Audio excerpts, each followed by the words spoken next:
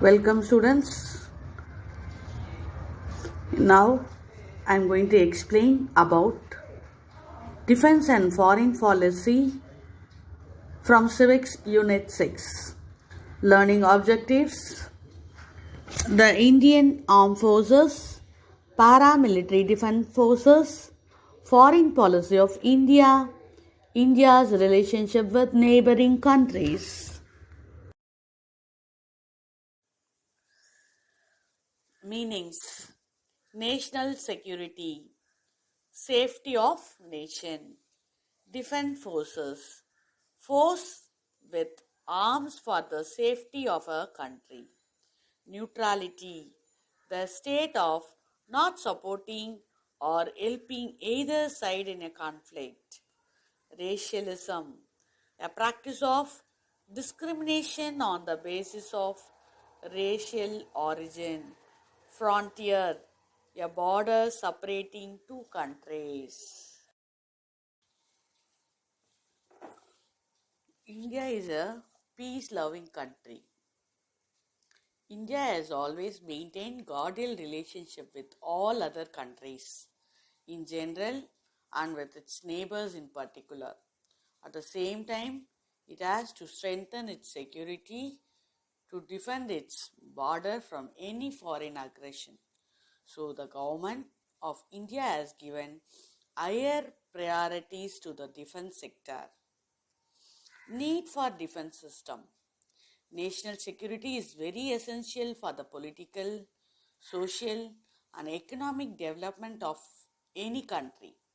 It is also important for the growth of a country's peace and prosperity. Indian Defense Services. The President of India, being the head of the state, occupies the highest position in our defense organization. He is the supreme commander of the armed forces in India.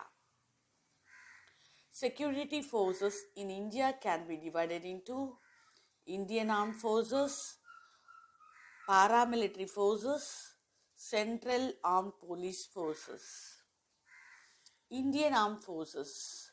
Their primary forces consist of country's Army, Navy, Air Force, and Coast Guard. They serve under the Ministry of Defense. Paramilitary forces. They are Assam Rifles and Special Frontier Force. Central Armed Police Force. They are BSF, CRPF, ITBP, CISF, and SSB. They serve under the authority of Ministry of Home Affairs. CAPF work along with both army and police in different roles assigned to them. Indian Armed Forces, Army. The Indian Army is a land-based branch and it is the largest volunteer army in the world. It is commanded by the Chief of Army Staff, who is a four-star general. The primary mission of the Indian Army is to ensure national security, national unity, defending the nation from external aggression, internal threats, and maintaining peace and security within its borders. It conducts humanitarian rescue operations during natural disaster and calamities. The Indian Army has a regimental system. It is operationally and geographically divided into 7 commands. Navy. The primary objective of the Navy is to safeguard the nation's maritime borders and in conjunctions with other armed forces of the Union. Act to deter or defeat any threats or aggressions against the territory, people, or maritime interest of India. The Chief of Naval Staff, a four-star admiral, commands the Navy. It has 3 naval commands. Air Force. The Indian Air Force is the air arm of the Indian Armed Forces. Its primary mission is to secure Indian airspace and to conduct aerial warfare during armed conflicts. The Chief of Air Staff and Air Chief Marshal is a four-star officer and is responsible for the bulk of operational command of the Air Force. It has seven commands. Indian Coast Guard. The Indian Coast Guard was established in 1978 by the Coast Guard Act 1978 of the Parliament of India as an independent armed force of India. It operates under the Ministry of Defence. The Coast Guard works in close cooperation with the Indian Navy, the Department of Fisheries, the Department of Revenue, and Central and State Police Force.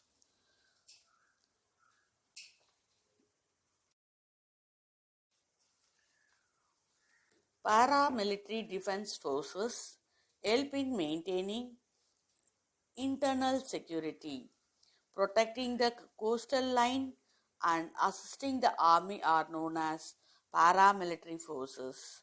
Assist the army forces. Responsibility is the security of important places like railway station, oil fields and refineries, water reservoirs lines. They also participate in the management of natural or man-made disasters.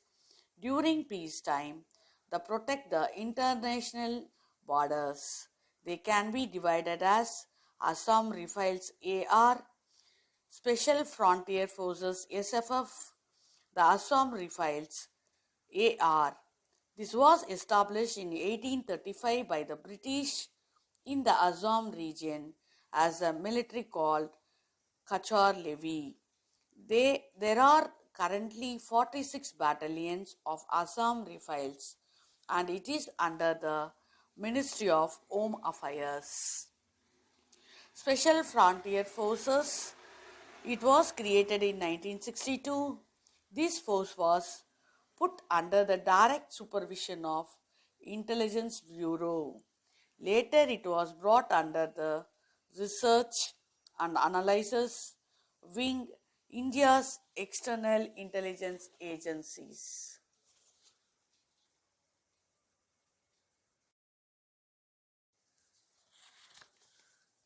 Central Armed Police Force. The Central Armed Police Forces come under Ministry of Home Affairs and with five wings. Central Reserve Police Force comes under CAPA. Its main mission is to enable government to maintain rule of law, public order and internal security effectively and efficiently. The Rapid Action Forces is a specialized wings of the CRPF, Indo-Tibetan Border Police. It is deployed for border guarding duties from Ladakh to Arunachal Pradesh, Indo-China border. The Border Security Forces, BSF, is a border guarding force of India. Central Industrial Security Forces, CISF, was set up under an act of the Parliament of India on 10th March 1969. Its duties are guarding sensitive government buildings, the Delhi Metro, and providing airport security. Special Service Bureau SSB is the border guarding force for Nepal and Bhutan border. The Indian Home Guard is a voluntary force tasked as an auxiliary to Indian Police Force to protect and guard our nation. Our armed forces are always kept ready. Recruitment to the defense service is open to all Indians. Foreign policy of India. A foreign policy is a set of political goals that define how a sovereign country will interact with other countries in the world. It seeks to secure the best interest of the people, territory, and economy of the country. Our country's external relation is based on certain principles and policies. India's foreign policy was evolved with the background of our colonial sufferings. Basic principles of foreign policy: preservation of national interest, achievement of world peace, disarmament, abolition of colonialism, racism, and imperialism, increasing the number of friendly nations, economic development. Panchashil, Jawaharlal Nehru, the first Prime Minister of India, was the chief architect of India's foreign policy. Nehru was a supporter of world peace, hence he gave utmost importance to world peace in his policy planning.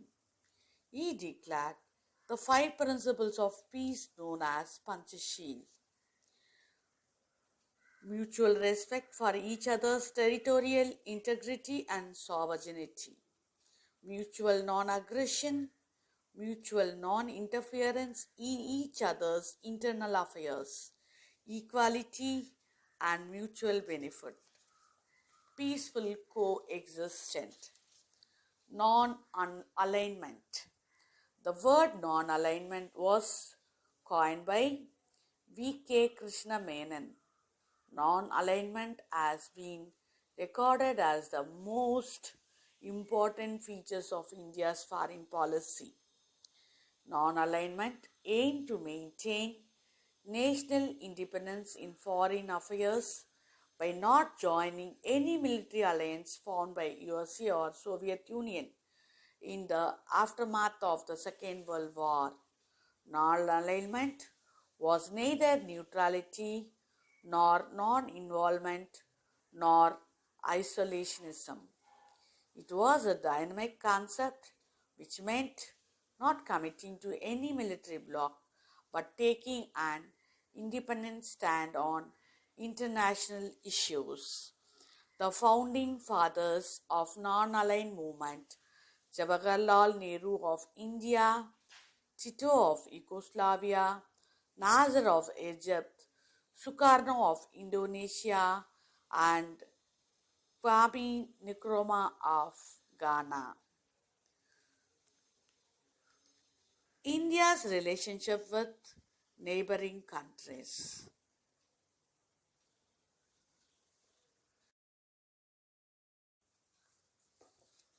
India's relationship with neighboring countries.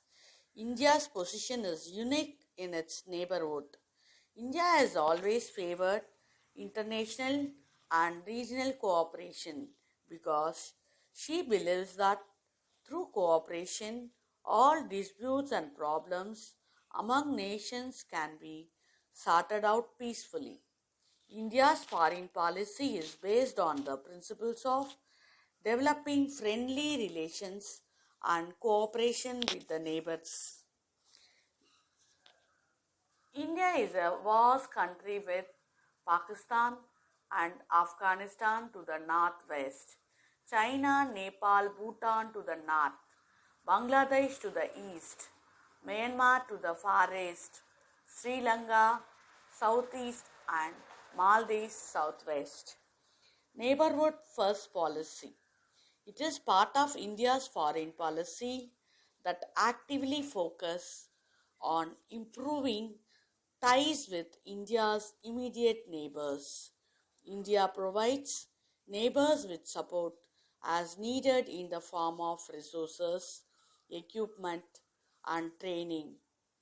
Greater connectivity and integration is provided so as to improve the free flow of goods, people, energy, capital, and information.